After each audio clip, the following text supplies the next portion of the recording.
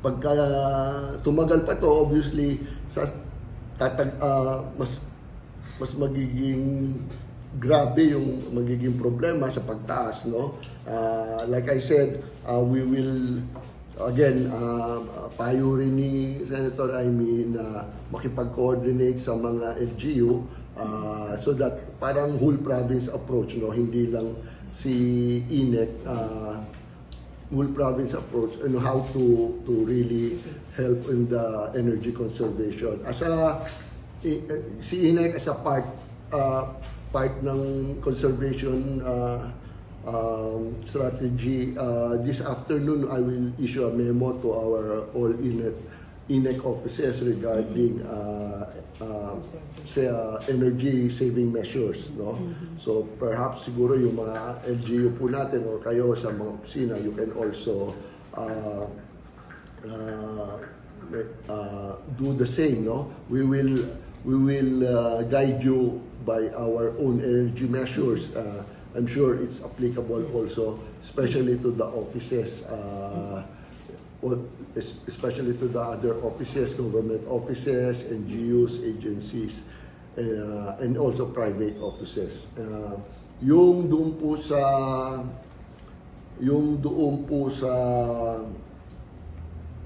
ating mga residential po, no? Again, ulitin ko po, hindi ko po inaalis sa inyo na mag-aircon, lalo sa mga may sakit. Obviously, yung mga hospital po natin, hindi po sila pwedeng walang aircon because of the equipment also and also of the patient. So, given na po yun. Pero yung mga iba po, yung mga ibang residential, may mga magagawa po tayo, di ba? Alam ko, mainit po and usually gusto na natin pumasok sa ating mga tahanan, lalo na pag matutulog na. We will coordinate.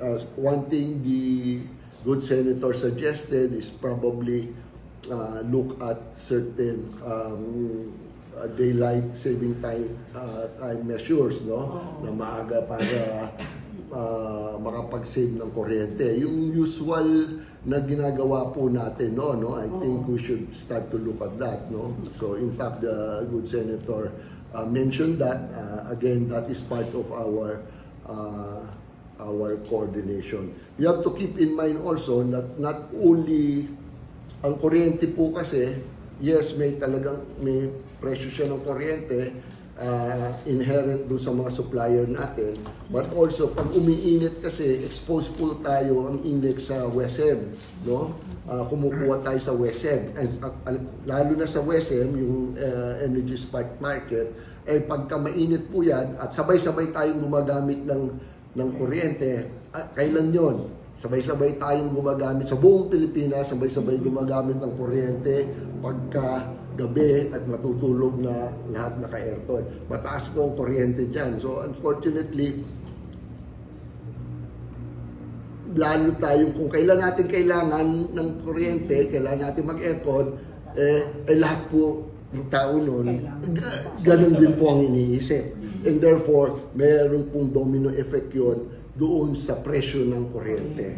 So aside from the fact na may gera sa Middle East, mataas na talaga yung kuryente, pagka peak season, peak hour, ang narawag natin, peak hour, lalo pang mas mataas yun. So, again, it's unfortunate, but yun po ang mangyayari doon. So, kailangan hanggat kaya po, hindi ko po sinasabing huwag kayong gumamit ng kuryente. In fact, sa INEC po gusto, lagi niyong naririnig sa akin, gumamit kayo ng kuryente para merong kita ang INEC. Pero in this particular case, I think we all should share the burden of sakripisyo tayo lahat sama-sama na talagang mag-save muna ng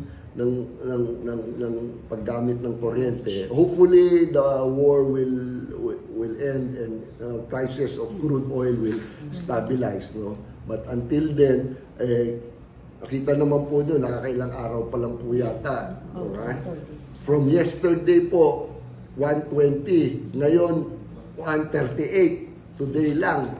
So there was almost 20